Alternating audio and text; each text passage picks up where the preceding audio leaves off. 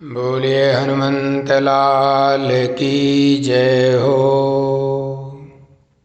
जय श्री राम।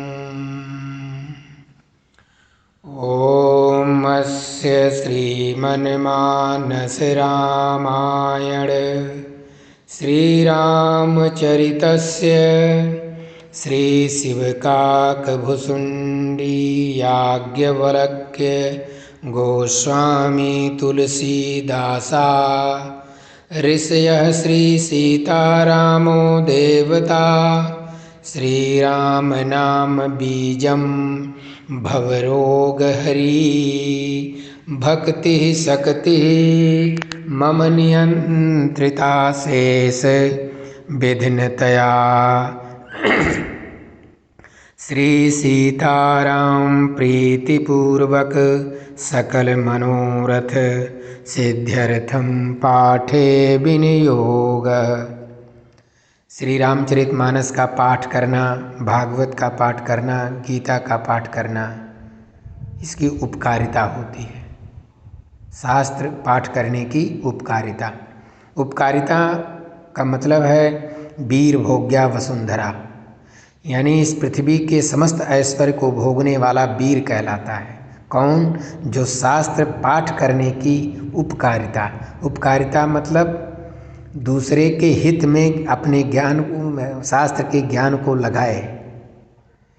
आपने देखा होगा कि संसार का कोई भी पदार्थ किसी के लिए नहीं रोता, लेकिन लोगों को पदार्थ के लिए रोते हुए देखा जाता है। तो पाठ करने का उपकारिता मतलब पाठ करते करते उसमें रस आना, फिर हृदय द्रवित होना, फिर आंसू आ जाए, तब समझिए कि आपके पाठ करने की उपकारिता है। आप वीर भोग्या वसुंधरा हैं, वसुंधरा के समस्त ऐश्वर्य को भोगने वाले वीर हैं। ज्ञान का पंचामृत है जो हमेशा स्मरण में बना रहे। क्या?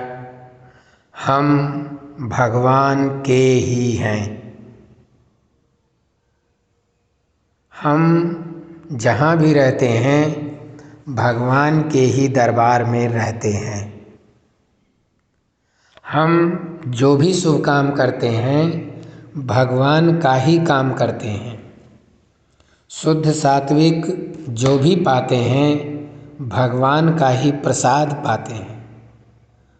भगवान के दिए प्रसाद से भगवान के ही जनों की सेवा करते हैं।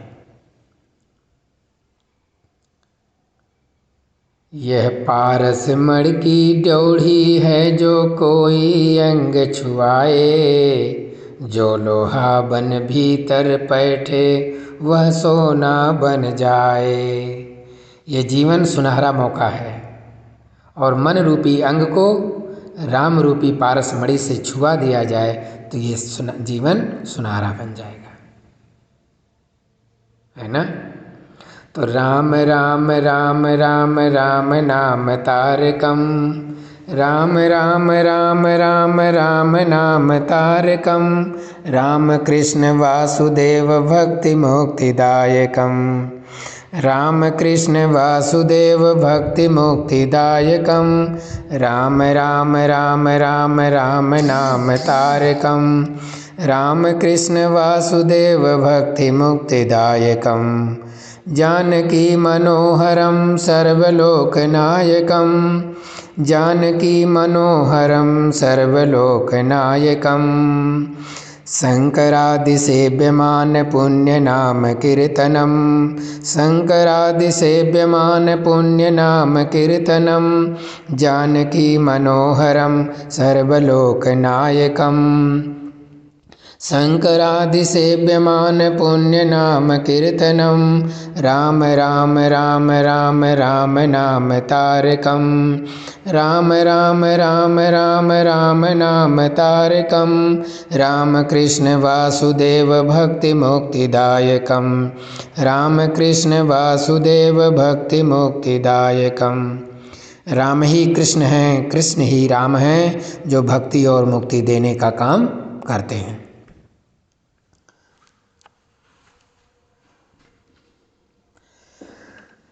परम सौभाग्यशाली मित्रों एवं आप सभी भक्तगण, आप सभी को जय श्री राम। परम वंदनीय अकारण करुणा वरुणालय भक्तवांछा कल्पतरु श्री रामचंद्र जी के चरणों में बारंबार प्रणाम करता हूँ। आप सभी सौभाग्यशाली मित्रों एवं भक्तजनों के हृदय में बसे प्रभु को कोटि कोटि प्रणाम करता हूँ। आप सभी पर परमात्मा की अत्यंत अकारण करुणामय कृपा है कि आप परमात्मा की रसोमय लीला का रसास्वादन करते रहते हैं। रामचरित कथा अथवा भागवत कथा ये समाधि भाषा कहलाती है। समाधि यानी जो बुद्धि में समा जाए, यानी जो समझ जाए, अर्थात जो समझ जाए। और अगर नहीं समझा, नहीं समझ पाया तो पुनरपि जननम पुनरपि मरणम पुनरपि जननी जठरे शयनम पुनरपि जननम पुनरपि मरणम पुनरपि जननी जठरे शयनम। मतलब बार बार जन्म लेना, बार बार मरना, फिर गर्भ में जाना, फिर जन्म लेना, फिर मरना, यही बार बार चलता रहता है। तो क्या करना है? ऐसा ना हो, बार बार जन्म ना लेना पड़े, बार बार गर्भ में ना जाना पड़े, बार बार ना मरना पड़े। इसके लिए क्या करना है? भज गोविंदम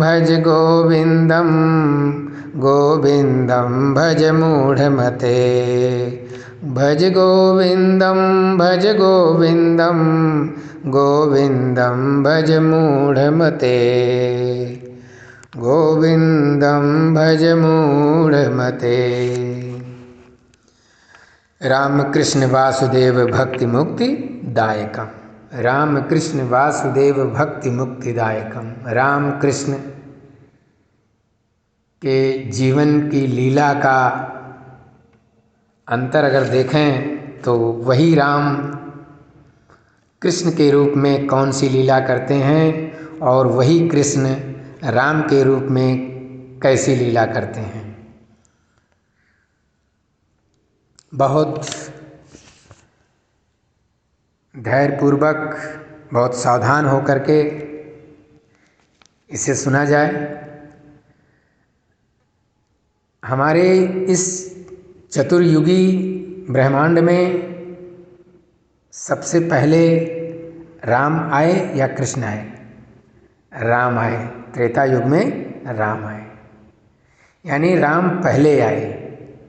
ठीक है ना? राम माने मर्यादा, यानी हमको जो जीवन मिला है, हमारे जीवन में यानी बचपन से लेके जैसे हम बढ़ते जाएं, बड़े होते जाएं, मर्यादा पहले आनी चाहिए। जीवन में मर्यादा पहले आनी चाहिए। राम पहले आए, कृष्ण बाद में बनकर आए, तो राम के पहले आने का मतलब है कि मनुष्य के जीवन में मर्यादा पहले आनी चाहिए, है ना?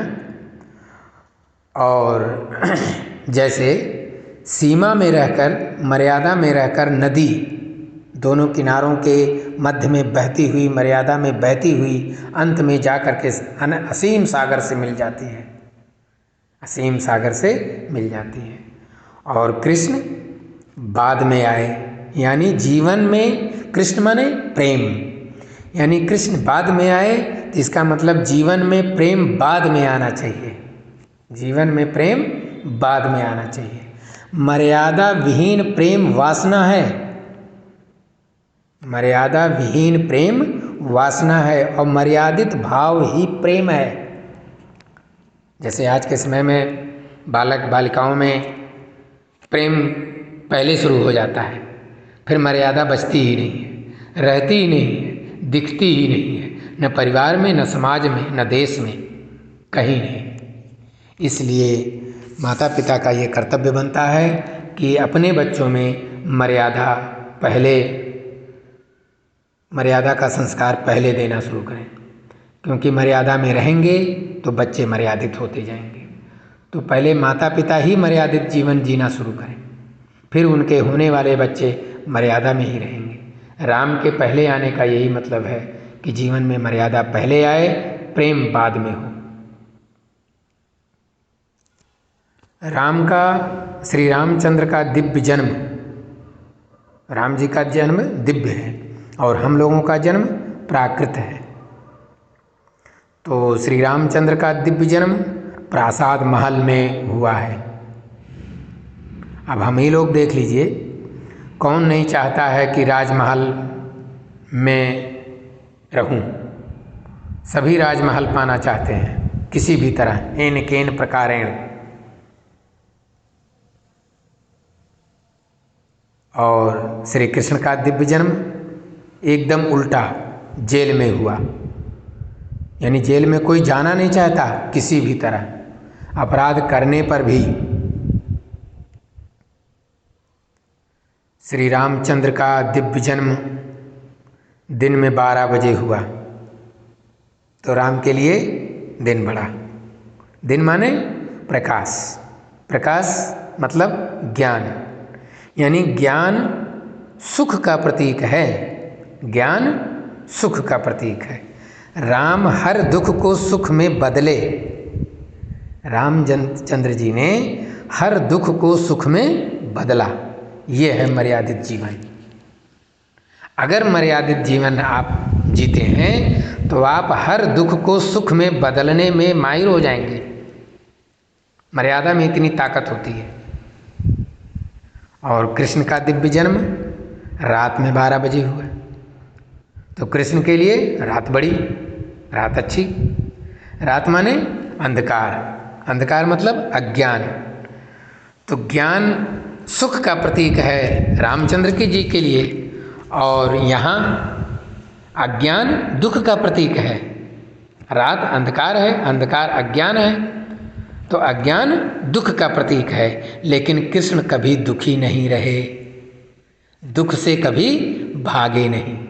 यानी सुख को सुख से स्वीकार तो किया ही, दुख को भी सुख से स्वीकार करते हैं। ऐसे हमारा जीवन जब पहले मर्यादित फिर प्रेम पूर्ण हो जाएगा तो हम भी दुख को सुख से स्वीकार करेंगे और दुख होने पर भी कभी दुखी नहीं होंगे। राम अपने माता पिता के पहली संतान हैं, है ना। संतान माने संतान, जिसका जीवन संतों से जुड़ा हो वो अपने पिता का संतान कहलाता है। एकदम क्लियर बात। जिसका जीवन संतों से जुड़ा हो वो अपने पिता का संतान कहलाता, अन्यथा शैतान। और कृष्ण अपने माता पिता के 8वीं और अंतिम संतान हैं। अब देखिए, राम का भी जीवन संतों से जुड़ा है, कृष्ण का भी जीवन संतों से जुड़ा है, तो ये सब संतान हैं। और जब ये लोग ऐसा कर रहे हैं मानव शरीर में आकर के, तो क्या हमें इतना भी नकल करने नहीं आता कि अपने जीवन को संतों से जोड़कर अपने पिता के अच्छे संतान बने रहें?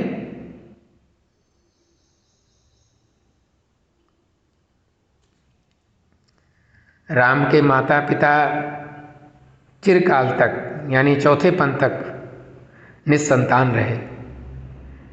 बड़ी लालसा के उपरांत जब पुत्रेष्टि यज्ञ किया गया तब उन्हें पुत्र नसीब हुए।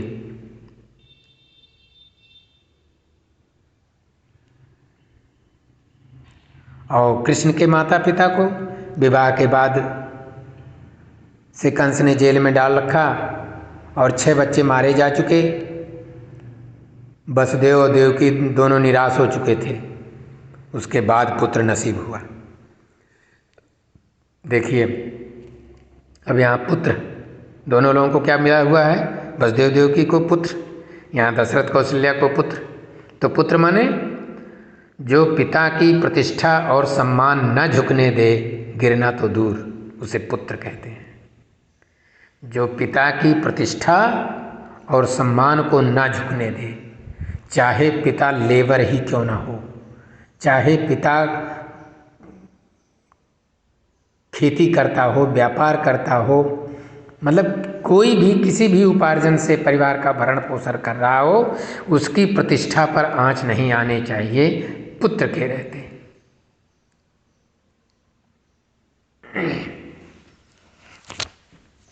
राम राजकुमार के रूप में 12 वर्षों तक महलों में रहे। उसके बाद ही विश्वामित्र के साथ वन में गए और कृष्ण साधारण बालक के रूप में 12 साल तक वन में, उपवन में, लता कुंजों में घूमते रहे, विहार करते रहे, गाय बछड़े चराते रहे। उसके बाद महल में गए।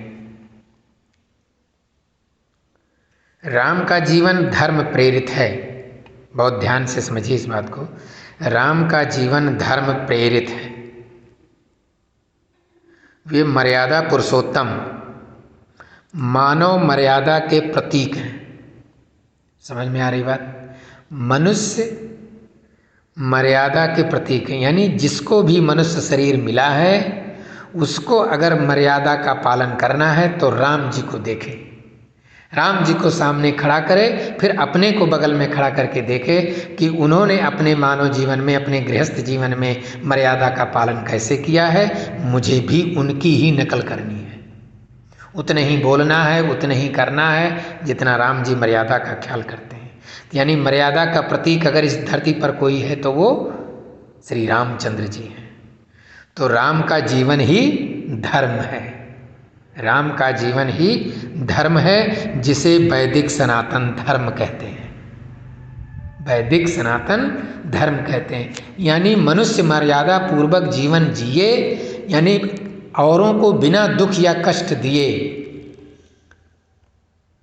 ऐसे धर्म को वैदिक सनातन धर्म कहते हैं। यानी मनुष्य जन्म मिलना ही सनातन धर्म में आ जाना है। मनुष्य जन्म या मनुष्य शरीर का मिलना ही सनातन धर्म में आ जाना है। अब मनुष्य शरीर मिलने के बाद में वो अपने आप को किसी भी धर्म का घोषणा करे वो गलत, क्योंकि और धर्म है ही नहीं। मानव मर्यादा के प्रतीक केवल रामचंद्र जी हैं, दूसरा कोई है ही नहीं। और कृष्ण का जीवन कर्म प्रेरित है। वे लीला पुरुषोत्तम योगेश्वर हैं, वे कर्म योग के प्रतीक हैं। कर्म प्रेरित यानी कर्म के द्वारा, गृहस्थ के द्वारा ही भगवत प्राप्ति की जा सकती है। मतलब वहाँ राम का जीवन ही धर्म था और यहाँ कृष्ण का वचन ही धर्म है। तो यानी कृष्ण का वचन ही धर्म है, जिसे वैदिक सनातन धर्म कहते हैं। यानी कृष्ण ने जो कहा वो वैदिक सनातन धर्म है, और राम ने जो जिया वो वैदिक सनातन धर्म है। तो मनुष्य को दो तरीकों से अपने को सनातन होने का गर्व करना चाहिए। यानी कृष्ण ने जो कहा है उसके अनुसार जीना, और राम ने जैसा जिया है उसके अनुसार जीना। इसका मतलब मानव जीवन में इन्हीं दोनों में से, इन्हीं दो रूपों में से किसी एक रूप को अपना इष्ट बना लेना चाहिए, जिससे हमारा भगवान भी मिल जाएगा, हमारा जीवन मर्यादित भी हो जाएगा और हमारा जीवन प्रेम पूर्ण हो जाएगा। मर्यादित मतलब राम जैसा हो जाएगा और प्रेम पूर्ण मतलब कृष्ण जैसा हो जाएगा। कृष्ण प्रेम के प्रतीक हैं, राम मर्यादा के प्रतीक हैं। आगे चलते हैं। राम 12 कला के अवतारी हैं। उन्होंने अपने आप को परमात्मा नहीं बताया, बल्कि कहीं कहीं संकेत किया है। और कृष्ण 16 कला के पूर्ण अवतारी हैं। उन्होंने अपने आप को जगह जगह परमात्मा घोषित किया है। राम नित्य निरंतर संघर्षशील जीवात्मा के प्रतिनिधि हैं। इसका मतलब है कि मनुष्य शरीर धारण करने वाले जितने हम लोग हैं, इन सब जीवों के प्रतिनिधि के रूप में राम मानव शरीर धारण किए हैं, जिसका लक्ष्य केवल परमात्मा प्राप्ति है। यानी राम जी करके ये बता रहे हैं कि आप मनुष्य जीवन का लक्ष्य केवल और केवल परमात्म प्राप्ति है। संसार के समस्त ऐश्वर्य का भोग करते हुए अंतिम लक्ष्य क्या है? परमात्म प्राप्ति। और कृष्ण क्या कहते हैं? कृष्ण साक्षात परमात्मा है, समस्त जीवात्माओं के परम लक्ष्य है। यानी जितने जीवात्मा हैं सबका परम लक्ष्य श्री कृष्ण। राम ने रामायण का महायुद्ध रावण के साथ स्वयं लड़ा, लेकिन श्रेय औरों को दिया, अपने मित्रों एवं वानर सेना को दिया। और कृष्ण महाभारत के युद्ध में सारथी के रूप में साक्षी थे। अर्थात हमको भी अपने कर्म युद्ध में कृष्ण को साक्षी बनाना चाहिए। राम एक पत्नी व्रत पुरुष हैं। जब उन्होंने अश्वमेध यज्ञ किया था तो सीता जी के स्थान पर उनकी प्रतिमा रखी थी। और वहीं कृष्ण बहुपत्नीक हैं। वैसे तो 16,108 हैं, फिर भी उनकी 8 पटरानियाँ हैं। रुक्मिणी, सत्यभामा, जाम्बवंती, कालिंदी, मित्रवृंदा, सत्या, नागनिजिति, लक्ष्मणा और भद्रा। इन सब में रुक्मिणी सबकी सिरमौर थी।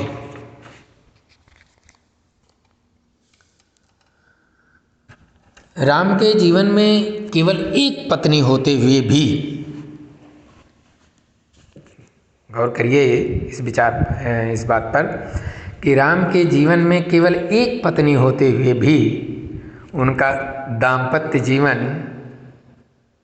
संतापपूर्ण रहा। सीता जी को विवाहोपरांत कदाचित ही शांति मिली हो, जबकि जानकी जी स्वयं शांति स्वरूपा है। शांति स्वरूपा ना होती तो विद्रोह हो जाता है, लेकिन फिर भी सब कुछ शांति के कारण हुआ। सीता स्वयं साक्षात शांति है, भक्ति हैं और लक्ष्मी है। और यहाँ कृष्ण के साथ क्या है? पत्नियों के भरमार होते हुए भी कृष्ण का दाम्पत्य जीवन हर्षोल्लास एवं आनंदमय रहा और सभी पत्नियां सदा प्रसन्न रही। जैसे मनुष्य विवाहित होते हुए भी कामना में बना रहता है, अन्य और होना चाहिए, अन्य और होना चाहिए, तो जीवन जो हर्षोल्लास में जी रहे हैं ये भी चला जाएगा।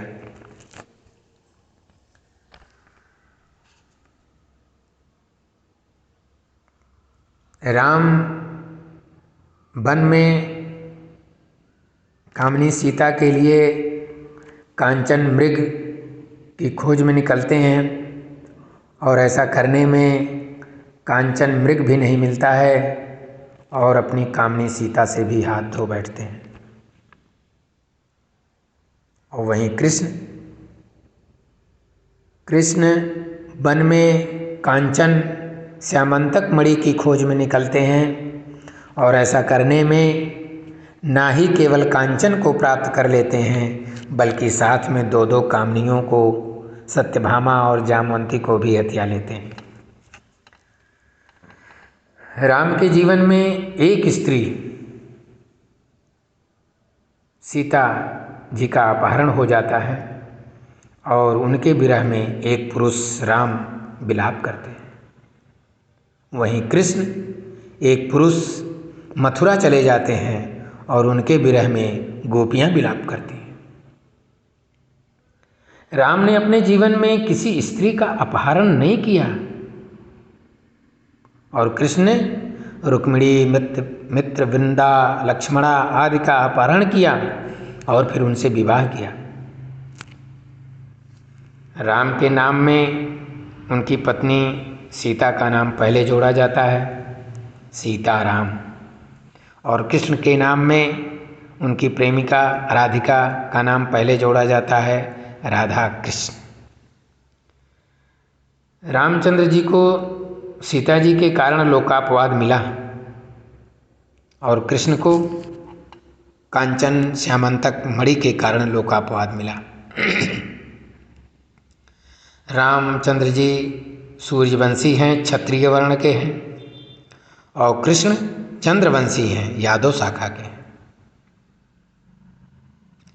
तभी तो कहते हैं गोवर्धन उंगली से उठे रुके इंद्र का नीर, और चिंता वे ना करें जिनके मित्र अहीर।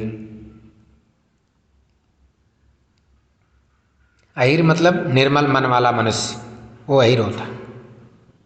निर्मल मन वाला मनुष्य वो अहीर कहलाता है। जैसे गाय से दूध निकाला और उसको गर्म किया, दही जमाया, मथा, फिर मक्खन निकला, फिर गर्म किया, फिर घी निकला, ये शुद्ध घी ही प्रकाश देने लायक हो गया। इसको शीशी में भरेंगे और जलाएंगे बाती डाल के तो प्रकाश फैला देगा, ज्ञान हो जाएगा। ऐसे ही ये गोपालन का काम करने वाले जो मनुष्य थे, जिन्हें अहीर कहा गया है, ये सब निर्मल मन के हैं। निर्मल मन अहीर निज दासा, नोय निबित्र पात्र विश्वासा। ऐसा गोस्वामी तुलसीदास जी रामचरितमानस में उत्तराखंड में लिखे हैं। क्या? नोय निबित्र पात्र विश्वासा, और निर्मल मन अहीर निज दासा। आगे चलते हैं। राम शेषनाग के अवतार लक्ष्मण के बड़े भाई हैं, और कृष्ण शेषनाग के अवतार बलराम के छोटे भाई हैं। राम ने सूर्यपुत्र सुग्रीव की रक्षा की और इंद्रपुत्र बाली का वध किया, और वहीं कृष्ण ने सूर्यपुत्र कर्ण का वध किया और इंद्रपुत्र अर्जुन की रक्षा की। राम अपने जीवन में कई बार रोए, पिता मरण, लक्ष्मण मूर्छा, सीता हरण, सीता धरती में समाई आदि समयों पर। और कृष्ण अपने जीवन में केवल एक बार मित्र सुदामा से मिलकर रोए।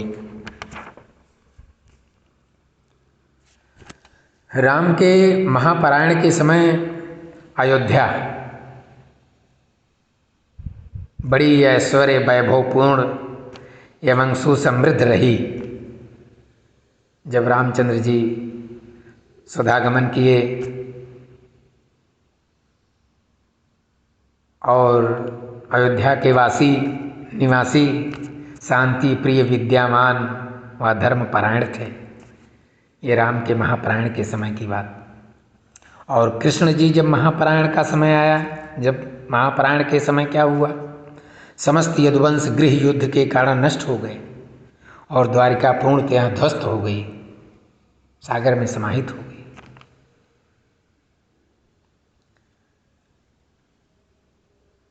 मतलब कारण शरीर और ऐश्वर्य कभी नहीं रहता, अर्थात सदा नहीं रहता है। महापरायण के समय जब सब कुछ नष्ट हो गया, ध्वस्त हो गया, तो ये कहने का संकेत है कि ये शरीर और ऐश्वर्य कभी बने रहने वाला नहीं है। इस पर आसक्ति नहीं करना है, मोह नहीं करना है। अब आता है कि रामचरित जो है वो सब घटित होता है, यानी जीवन में एक एक क्रम वाइज सब घट रहा है। रामचरित घटित होता है और कृष्णचरित ज्ञान निहित होता है। यही दशरथ जी श्रृंगी ऋषि के द्वार पर जाते हैं, संतान नहीं का दुख लेकर के, और सुख तक पहुंच जाते हैं, और वही सुख राम के रूप में आनंद प्राप्त कर लेते हैं। तो राम का चरित्र शीतल है, कृष्ण का चरित्र ज्ञान निहित तो होता है, जिसके सहारे भक्ति और भगवान तक पहुंचा जा सकता है। हरे राम राम राम सीता राम राम राम।